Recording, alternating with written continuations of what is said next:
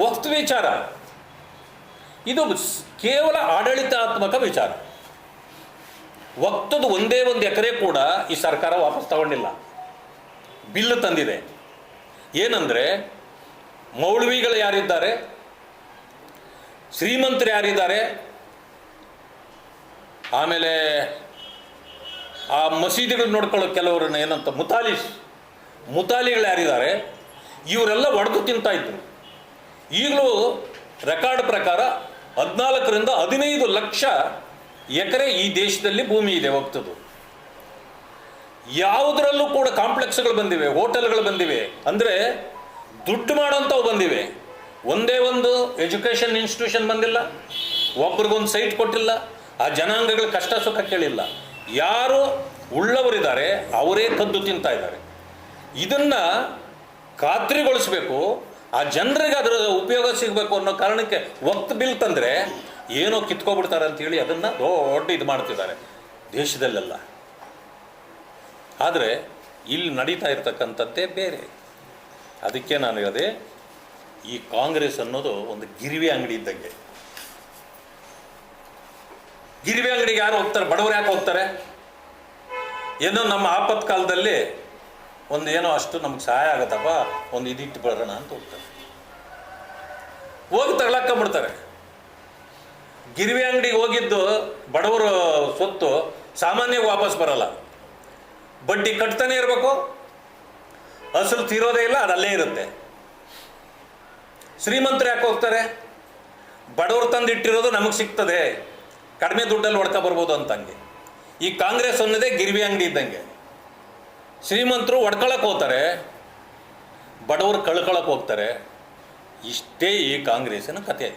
ಅದಕ್ಕೆ ನಾನು ದಲಿತರ ಪಾಲಿಗೆ ಹೇಳ್ತೇನೆ, ಈ ಗಿರಿವಿ ಅಂಗಡಿಗೆ ಹೋದವರು, ಅಂಬೇಡ್ಕರ್ ಮೊದಲೇ ಹೇಳ್ಬಿಟ್ಟಿದ್ದಾರೆ, ಅದು ಸುಡುವ ಮನೆ, ನಿಮಗೆ ಭವಿಷ್ಯ ಇಲ್ಲ ಅಂತ.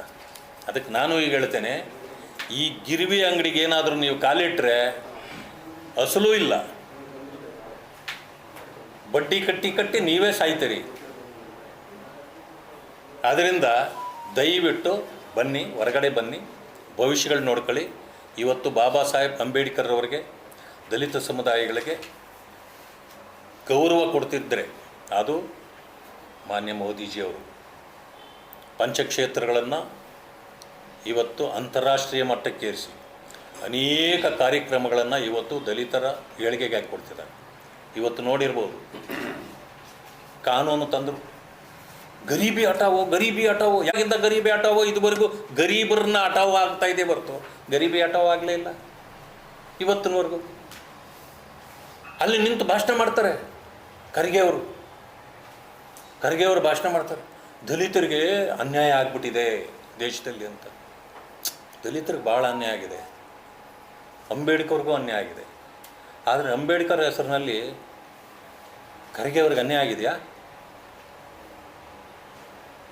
ಪೂರ್ತಿ ಕಣಜ ತುಂಬೋಗಿ ಪಕ್ಕದಲ್ಲೆಲ್ಲ ಕಣಜಗಳಾಗ್ತಾ ಇವೆ. ಹೇಳಿ ಜನರಿಗೆ, ಇವಾಗ ಎಲ್ಲಿ ತುಂಬಿಟ್ಟಿದ್ದಾರೆ ಆ ಜನರಿಗೆ ಕೊಡ್ರಿ. ಅದನ್ನು ಮೋದಿಯವರು ಕೇಳಿದ ತಕ್ಷಣ ಸುಮ್ಮನೆ ಆಗ್ಬಿಟ್ರು. ಮೊನ್ನೆ ಪ್ರಿಯಾಂಕಾ ಖರ್ಗೆ ಅಲ್ಲೆಲ್ಲ ಭಾಷಣ ಮಾಡಿದ್ದಾರೆ, ನೋಡಿದೆ, ನಾಚಿಕೆ ಬಂದ್ಬಿಡ್ತು ನನಗೆ. ಬಾಬಾ ಸಾಹೇಬ್ ಅಂಬೇಡ್ಕರ್ ಅವರಿಗೆ ಸಿಗಬೇಕಾದ ಗೌರವ ಸಿಗಲೇ ಇಲ್ಲ. ಯಾರು ಹೇಳೋದಿದು? ಕಾಂಗ್ರೆಸ್. 65-70 ವರ್ಷ ದೇಶ ಆಳಿದ ಕಾಂಗ್ರೆಸ್ಸು ಯಾರು ಕೊಡಬೇಕಾಗಿತ್ತು ಅಂಬೇಡ್ಕರ್ ಅವರಿಗೆ ಗೌರವ? BSPನವ್ರು ಕೊಡಬೇಕಾಗಿತ್ತಾ? DMKನವ್ರು ಕೊಡಬೇಕಾಗಿತ್ತಾ? ಜನತಾದಳದವ್ರು ಕೊಡಬೇಕಾಗಿತ್ತಾ? BJPನವ್ರು ಕೊಡಬೇಕಾಗಿತ್ತಾ? ಇವೆಲ್ಲ ಇತ್ತೀಚೆಗೆ ಬಂದಿರೋ ಪಕ್ಷಗಳು. ಈಗ ನಾವು ಗೌರವ ಕೊಡುವಂಥದ್ದು ಆಗ್ತಾ ಇದೆ ನಮ್ಮ ಇತಿಮಿತಿಯಲ್ಲಿ. ಕಾಂಗ್ರೆಸ್ 65-70 ವರ್ಷ ಮಾಡಿ ಅವ್ರಿಗೆ ಸಂಪೂರ್ಣ ಅನ್ಯಾಯ ಮಾಡಿ, ನಿಮ್ಮ ನಾಚಿಕೆ ಆಗಲ್ವ? ನಿಮ್ಮ ನಾಲಿಗೆ ಇಲ್ಲ ಮಾತುಗಳು ಬರಲಿಕ್ಕೆ? ಇಂಥ ಪರಿಸ್ಥಿತಿಯಲ್ಲಿ ಈ ಕಾಂಗ್ರೆಸ್ ಇದೆ. ವಕ್ತ್ ವಿಚಾರ ಇದು ಕೇವಲ ಆಡಳಿತಾತ್ಮಕ ವಿಚಾರ. ವಕ್ತದ ಒಂದೇ ಒಂದು ಎಕರೆ ಕೂಡ ಈ ಸರ್ಕಾರ ವಾಪಸ್ ತಗೊಂಡಿಲ್ಲ. ಬಿಲ್ ತಂದಿದೆ. ಏನಂದರೆ ಮೌಲ್ವಿಗಳು ಯಾರಿದ್ದಾರೆ, ಶ್ರೀಮಂತರು ಯಾರಿದ್ದಾರೆ, ಆಮೇಲೆ ಆ ಮಸೀದಿಗಳು ನೋಡ್ಕೊಳ್ಳೋ ಕೆಲವ್ರನ್ನ ಏನಂತ ಮುತಾಲಿಗಳು ಯಾರಿದ್ದಾರೆ ಇವರೆಲ್ಲ ಒಡೆದು ತಿಂತಾ ಇದ್ರು. ಈಗಲೂ ರೆಕಾರ್ಡ್ ಪ್ರಕಾರ 14ರಿಂದ 15 ಲಕ್ಷ ಎಕರೆ ಈ ದೇಶದಲ್ಲಿ ಭೂಮಿ ಇದೆ ಹೋಗ್ತದ್ದು.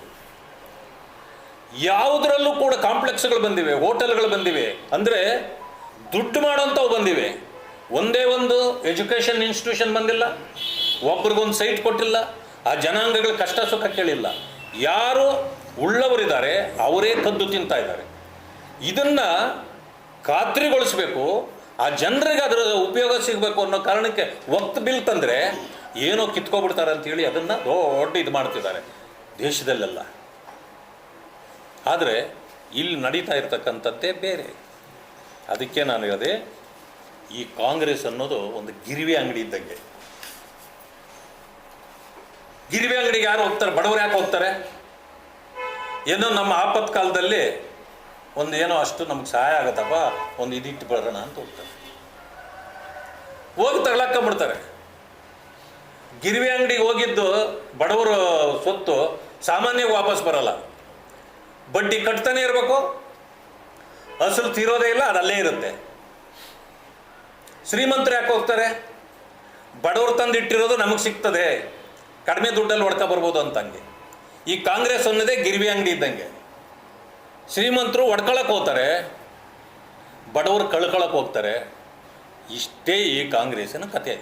ಅದಕ್ಕೆ ನಾನು ದಲಿತರ ಪಾಲಿಗೆ ಹೇಳ್ತೇನೆ, ಈ ಗಿರಿವಿ ಅಂಗಡಿಗೆ ಹೋದವರು, ಅಂಬೇಡ್ಕರ್ ಮೊದಲೇ ಹೇಳ್ಬಿಟ್ಟಿದ್ದಾರೆ, ಅದು ಸುಡುವ ಮನೆ, ನಿಮಗೆ ಭವಿಷ್ಯ ಇಲ್ಲ ಅಂತ. ಅದಕ್ಕೆ ನಾನು ಈಗ ಹೇಳ್ತೇನೆ, ಈ ಗಿರಿವಿ ಅಂಗಡಿಗೆ ಏನಾದರೂ ನೀವು ಕಾಲಿಟ್ಟರೆ ಅಸಲು ಇಲ್ಲ, ಬಡ್ಡಿ ಕಟ್ಟಿ ಕಟ್ಟಿ ನೀವೇ ಸಾಯ್ತೀರಿ. ಆದ್ದರಿಂದ ದಯವಿಟ್ಟು ಬನ್ನಿ, ಹೊರಗಡೆ ಬನ್ನಿ, ಭವಿಷ್ಯಗಳು ನೋಡ್ಕೊಳ್ಳಿ. ಇವತ್ತು ಬಾಬಾ ಸಾಹೇಬ್ ಅಂಬೇಡ್ಕರ್ ಅವರಿಗೆ, ದಲಿತ ಸಮುದಾಯಗಳಿಗೆ ಗೌರವ ಕೊಡ್ತಿದ್ದರೆ ಅದು ಮಾನ್ಯ ಮೋದಿಜಿಯವರು. ಪಂಚಕ್ಷೇತ್ರಗಳನ್ನು ಇವತ್ತು ಅಂತಾರಾಷ್ಟ್ರೀಯ ಮಟ್ಟಕ್ಕೇರಿಸಿ ಅನೇಕ ಕಾರ್ಯಕ್ರಮಗಳನ್ನು ಇವತ್ತು ದಲಿತರ ಏಳಿಗೆಗೆ ಹಾಕಿಕೊಡ್ತಿದ್ದಾರೆ. ಇವತ್ತು ನೋಡಿರ್ಬೋದು, ಕಾನೂನು ತಂದರು, ಗರೀಬಿ ಹಟಾವೋ, ಗರೀಬಿ ಹಟಾವೋ. ಯಾಗಿಂದ ಗರೀಬಿ ಹಟಾವೋ? ಇದುವರೆಗೂ ಗರೀಬರನ್ನ ಹಟಾವೋ ಆಗ್ತಾ ಇದೆ ಹೊರತು ಗರೀಬಿ ಹಟಾವೋ ಆಗಲೇ ಇಲ್ಲ ಇವತ್ತಿನವರೆಗೂ. ಅಲ್ಲಿ ನಿಂತು ಭಾಷಣ ಮಾಡ್ತಾರೆ ಖರ್ಗೆ ಅವರು ಭಾಷಣ ಮಾಡ್ತಾರೆ, ದಲಿತರಿಗೆ ಅನ್ಯಾಯ ಆಗ್ಬಿಟ್ಟಿದೆ ದೇಶದಲ್ಲಿ ಅಂತ. ದಲಿತರಿಗೆ ಭಾಳ ಅನ್ಯಾಯ ಆಗಿದೆ, ಅಂಬೇಡ್ಕರ್ಗೂ ಅನ್ಯಾಯ ಆಗಿದೆ. ಆದರೆ ಅಂಬೇಡ್ಕರ್ ಹೆಸರಿನಲ್ಲಿ ಖರ್ಗೆ ಅವ್ರಿಗೆ ಅನ್ಯಾಯ ಆಗಿದೆಯಾ? ಪೂರ್ತಿ ಕಣಜ ತುಂಬೋಗಿ ಪಕ್ಕದಲ್ಲೆಲ್ಲ ಕಣಜಗಳಾಗ್ತಾ ಇವೆ. ಹೇಳಿ ಜನರಿಗೆ, ಇವಾಗ ಎಲ್ಲಿ ತುಂಬಿಟ್ಟಿದ್ದಾರೆ ಆ ಜನರಿಗೆ ಕೊಡ್ರಿ. ಅದನ್ನು ಮೋದಿಯವರು ಕೇಳಿದ ತಕ್ಷಣ ಸುಮ್ಮನೆ ಆಗ್ಬಿಟ್ರು. ಮೊನ್ನೆ ಪ್ರಿಯಾಂಕಾ ಖರ್ಗೆ ಅಲ್ಲೆಲ್ಲ ಭಾಷಣ ಮಾಡಿದ್ದಾರೆ, ನೋಡಿದೆ, ನಾಚಿಕೆ ಬಂದ್ಬಿಡ್ತು ನನಗೆ. ಬಾಬಾ ಸಾಹೇಬ್ ಅಂಬೇಡ್ಕರ್ ಅವರಿಗೆ ಸಿಗಬೇಕಾದ ಗೌರವ ಸಿಗಲೇ ಇಲ್ಲ. ಯಾರು ಹೇಳೋದು? ಇದು ಕಾಂಗ್ರೆಸ್. 65-70 ವರ್ಷ ದೇಶ ಆಳಿದ ಕಾಂಗ್ರೆಸ್ಸು ಯಾರು ಕೊಡಬೇಕಾಗಿತ್ತು ಅಂಬೇಡ್ಕರ್ ಅವರಿಗೆ ಗೌರವ? BSPನವ್ರು ಕೊಡಬೇಕಾಗಿತ್ತಾ? DMKನವ್ರು ಕೊಡಬೇಕಾಗಿತ್ತಾ? ಜನತಾದಳದವ್ರು ಕೊಡಬೇಕಾಗಿತ್ತಾ? BJPನವ್ರು ಕೊಡಬೇಕಾಗಿತ್ತಾ? ಇವೆಲ್ಲ ಇತ್ತೀಚೆಗೆ ಬಂದಿರೋ ಪಕ್ಷಗಳು. ಈಗ ನಾವು ಗೌರವ ಕೊಡುವಂಥದ್ದು ಆಗ್ತಾ ಇದೆ ನಮ್ಮ ಇತಿಮಿತಿಯಲ್ಲಿ. ಕಾಂಗ್ರೆಸ್ 65-70 ವರ್ಷ ಮಾಡಿ ಅವ್ರಿಗೆ ಸಂಪೂರ್ಣ ಅನ್ಯಾಯ ಮಾಡಿ, ನಿಮ್ಮ ನಾಚಿಕೆ ಆಗಲ್ವ? ನಿಮ್ಮ ನಾಲಿಗೆ ಇಲ್ಲ ಮಾತುಗಳು ಬರಲಿಕ್ಕೆ? ಇಂಥ ಪರಿಸ್ಥಿತಿಯಲ್ಲಿ ಈ ಕಾಂಗ್ರೆಸ್ ಇದೆ.